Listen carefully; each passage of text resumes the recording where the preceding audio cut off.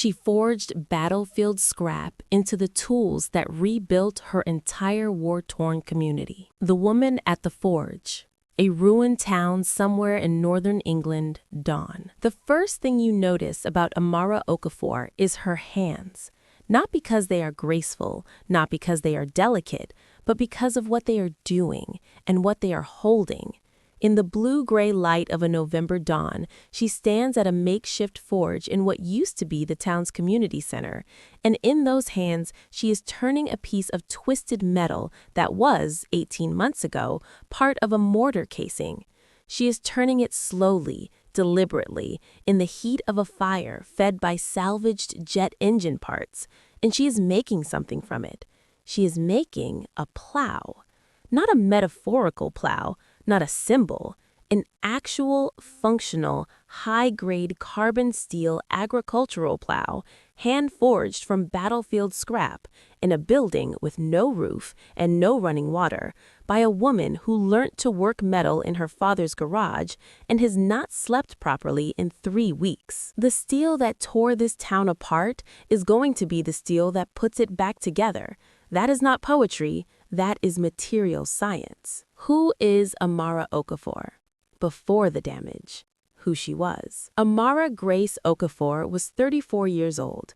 She had grown up in this town, a former textile community in the hills above Bradford. Her father, a Nigerian-British mechanical engineer named Samuel, her mother a Yorkshire-born teacher named Janet, who had filled the house with books and quiet arguments about whether things could be fixed or whether they needed to be rebuilt from scratch. It was, she thought, the most useful argument she had ever been in the middle of. She had trained as a structural engineer. She had worked on bridge repairs in Sheffield, on post-flood infrastructure in Hull, on a community building project in Leeds that had won a civic design award she kept in a drawer because she was not the sort of person who put awards on walls. She was the sort of person who understood load-bearing. When the violence came to her town, the specific, sudden, catastrophic violence of a conflict that had moved faster than anyone's ability to plan for it, Amara had been visiting her parents for the weekend. She stayed. Not because she had no other options, because she looked at the ruins of her community, the blown-out market, the flattened school, the crater where the community center's east wing had been, and understood, with the calm precision of a structural engineer, exactly what was needed. Tools. The town needed tools, and the town had, in extraordinary quantities, raw material, the harvest of iron, the ruins. What she saw that others didn't. Every person who walked the ruins of the town saw rubble, broken concrete, charred timber, shattered glass, the visual language of loss. Amara walked the same ruins and saw something else entirely. She saw carbon steel, high-grade, modern military alloy scattered across the ground in quantities that a metalwork supplier would charge thousands for. Shell casings, tank plating, artillery fragments, jagged, rust-edged, but structurally rich. She picked up a piece of shrapnel roughly the size of her forearm and tested its edge against her thumbnail the way her father had taught her. Hard, dense, flexible at the correct temperature. She had grown up being told that swords could be beaten into plowshares. She had always thought this was a metaphor. Standing in the ruins of her hometown with a piece of mortar casing in her hand, she realized it was a manufacturing instruction. She started the next morning. The alchemy of the forge. The makeshift workshop inside the roofless community center. She built the forge from salvaged parts. A turbine fan from a military vehicle served as the primary bellows. The fire chamber she constructed from blast-resistant brick pulled from the collapsed east wing. The same bricks that had failed to stop the explosion, now containing the heat she needed to work the steel that the explosion had left behind. There was a specific satisfaction in this that she did not fully articulate, but that everyone who visited the forge seemed to feel immediately upon entering. The work was brutal, flattening twisted shrapnel by hand, heating it, hammering it, reheating, hammering again, was the kind of physical labor that left her unable to lift her arms above her shoulders at the end of the first week. Her hands blistered, cracked, and hardened. Her back became a catalog of specific aches that she learnt to work through rather than rest. She did not work alone for long. Neighbors came first out of curiosity, then out of recognition. Fatima Bashir, who ran the town's fabric shop and knew how to read a pattern with absolute precision, became her closest collaborator. Her eye for measurement and her patience with detail made her invaluable when Amara's exhaustion began to blur her tolerances. Marcus Webb, a retired teacher with unexpectedly powerful hands, worked the bellows and kept the fire at the exact temperature Amara specified. Old Mr. Adeyemi, 71, who said nothing useful for the first 2 days, and on the third day picked up a hammer and began working with the quiet efficiency of someone who had done this before and was simply waiting to be asked. He became the best smith in the group within a week. She trained them all, not because she was the most experienced, she wasn't, but because she had the design in her head and the structural knowledge to execute it, and because she understood, from her years on building sites, that the thing you are making is only as good as the people you make it with. Blades into Ploughshares. First inventory.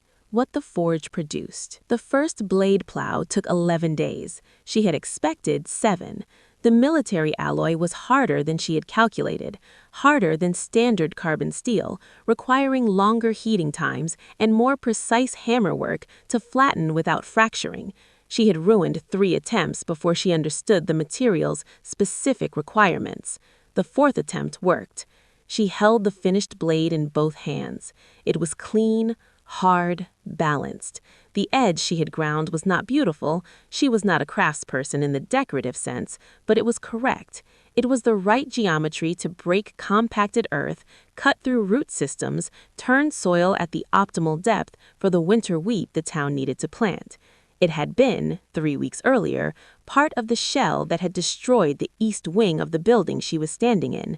She put it on the workbench. She picked up the next piece of shrapnel and put it in the fire. Over the following 6 weeks, the forge produced 9 blade plows, 14 masonry trowels, 8 framing hammers, 4 mattocks, a set of stone-splitting wedges, and 24 assorted hand tools that did not have a specific name, but that the people using them found immediately and intuitively useful. Every one of them was made from the steel the conflict had deposited in their town. Every one of them went directly into the hands of someone who used it the same day it was finished. The plow blades went to the farming families first. 3 of them took their tools to the fields on the same afternoon, fields that had been compacted by military vehicles and then left, hardened by the autumn into ground that no standard implement could break. Amara watched from the field edge as the first blade cut through. Clean, deep, the correct depth on the first pass. She heard the woman driving the plow, Blessing Chen, 62, who had been farming the same ground for 35 years, make a sound that was not quite a word, a sound of relief so fundamental it did not need vocabulary. The masonry trowels went to the team rebuilding the community center's east wall. Within 3 days of having proper tools, the pace of work increased so dramatically that Amara had to revise her reconstruction timeline by 40%. People who had been moving rubble slowly with inadequate equipment now moved with the specific efficiency of workers who have what they need. Something else happened that she had not fully predicted. The act of using tools made from the metal of the attack, of pressing the steel of destruction directly into the work of rebuilding, changed something in the people doing it. She did not have a precise word for what changed. Fatima, who had words for most things, said it was like the town was metabolizing its own wound, using the damage as the material, digesting it. Amara thought that was exactly right. A legacy beyond the scars. The town, 6 months later. By spring, the community center's east wing had a roof again. The first row of new homes, 3 of them, built with tools from the forge, from reclaimed and salvaged materials, stood along what had been the ruins of the market street. They were not grand, they were not architecturally distinguished, but they were structurally sound, thermally efficient, and belonged entirely to the people who lived in them. No external contractor, no waiting list, no permission requested from people who had not been present when the damage was done. Amara had started teaching. On Thursday evenings in the forge, she ran metalworking sessions for the town's young people, 12 of them in the first cohort, ranging in age from 15 to 22. She taught them what her father had taught her: how to read metal, how to understand heat, how to use the specific properties of an alloy rather than fight them. She taught them that the material's history was not a contamination, it was a resource. There was still battlefield scrap in the ground, enough for years of work. She was not finished.